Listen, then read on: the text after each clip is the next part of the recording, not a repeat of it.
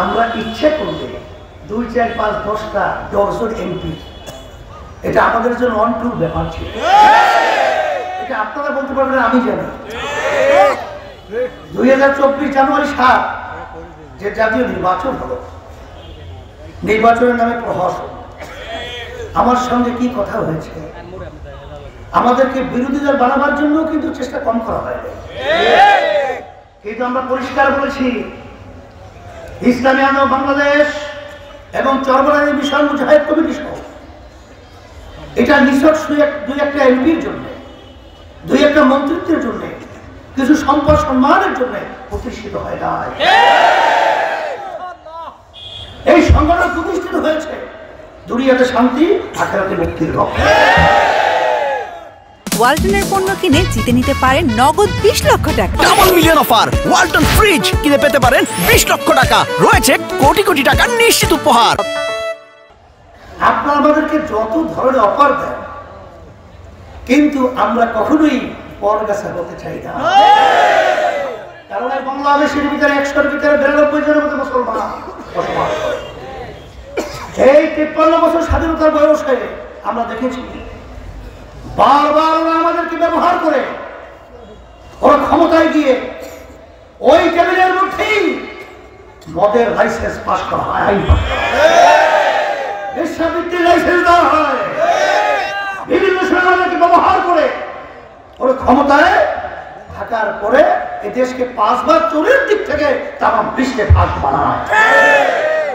আমরা দেখেছি আমাদেরকে ব্যবহার করে ওরা পাশের রাষ্ট্র ভারতের দালালি করে।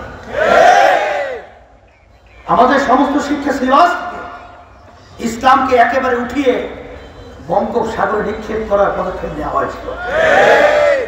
মুসলমানদের ইতিহাসকে বিকৃত করে মিথ্যা ইতিহাসের মাধ্যমে আমাদের ভবিষ্যৎ প্রজন্ম সন্তানগুলোকে ইসলামের প্রতি ঘৃণা জমাবার জন্য বিভিন্ন নীল নকশা তৈরি করা হয়েছে।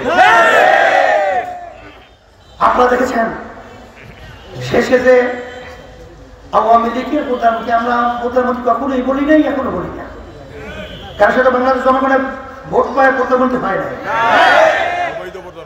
যখন নাকি সে ভারতে গেল, নরেন্দ্র মোদী শপথ নিতে পারে নাই, তখন তার সাথে 10টা চুক্তি করেছে।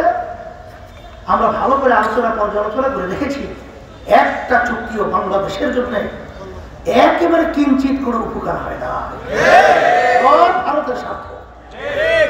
এবং তিনি তো বলেছেন যে আমি ভারতকে যা দিয়েছি এটা মনে রাখতে হবে, বলতে পারবে না, কথা তো ঠিকই আছে। আর আমরা কি বলেছি, হকগুল ওয়াতারে মিলার ইমান, ইমানের একটা অংশ হলো এই জন্মভূমি মহাব্বত, দেশের মহাব্বত। এত বড় কুলাঙ্গা আমাদের দেশে মাটিতে বসে বিদেশি দালালি করা, আর এই দালালদের আমরা সহযোগিতা হব, সহযোগিতা করবো, এটা হতেই পারে না। কখনো এদের লেজুর ভিত্তি হয়ে ক্ষমতা যায় নাই।